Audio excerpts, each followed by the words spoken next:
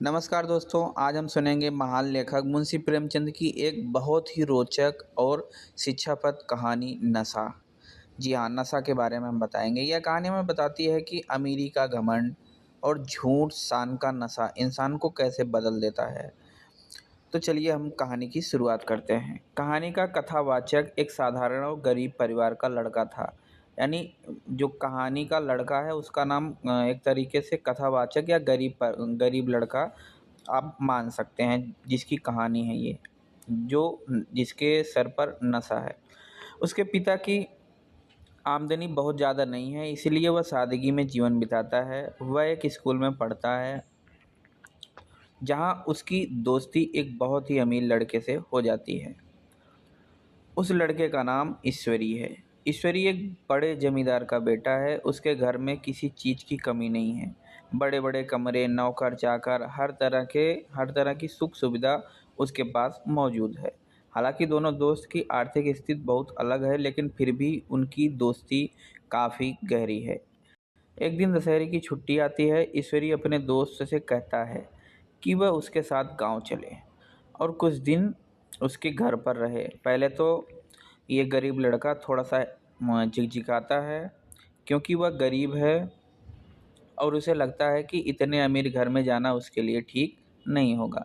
लेकिन ईश्वरी उसे बहुत आग्रह करता है। आखिरकार वह उसके साथ जाने के लिए तैयार हो जाता है।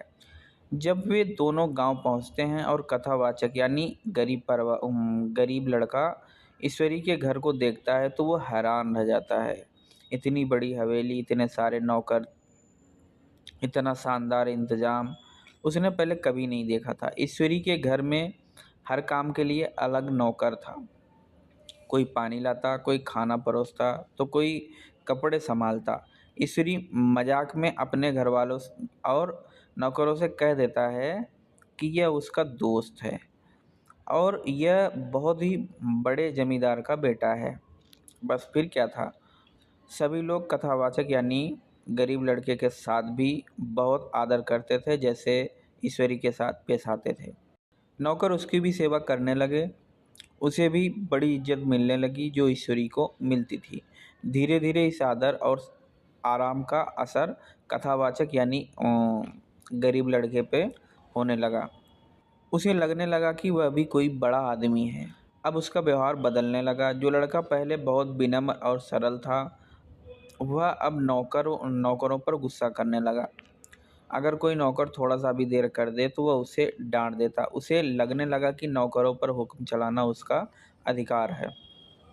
असल में यह अमीरी का झूठा नशा था जो उसके सिर पर चढ़ गया था। कुछ दिन बाद छुट्टियां खत्म हो जाती हैं और दोनों दोस्त वापस शहर लौटने लगते हैं। वे ट्रेन में सफ़र कर रहे होते हैं। रास्ते में एक साधारण आदमी उनसे सीट के बारे में कुछ कह देता है। अब कथावाचक यानी गरीब लड़का उससे भी घमंड से बात करने लगता है, उसे डांट देता है।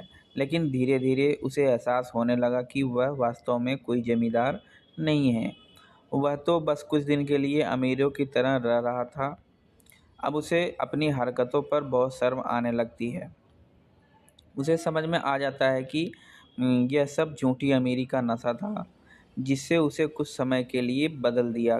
कहानी के अंत में कथावाचक यानी गरीब लड़का को महसूस होता है कि इंसान को कभी भी घमंड नहीं करना चाहिए। पैसा और रुतबा इंसान को बदल सकते हैं, लेकिन असली महानता सादगी और विनम्रता में ही होती है। दोस्तों, यही इस कहानी का संदेश है। झूठी शान और अमीरी का नशा इंसान को उसकी असली पहचान से दूर कर देता है। अगर वीडियो पसंद आए तो हमारे वीडियो को लाइक और चैनल को सब्सक्राइब ज़रूर करें। और आगे कौन सी कहानी, उपन्यास, एकांकी के बारे में वीडियो बनाना है कमेंट बॉक्स में ज़रूर बताएं। मिलते हैं एक नई वीडियो के साथ, तब तक के लिए जय हिंद।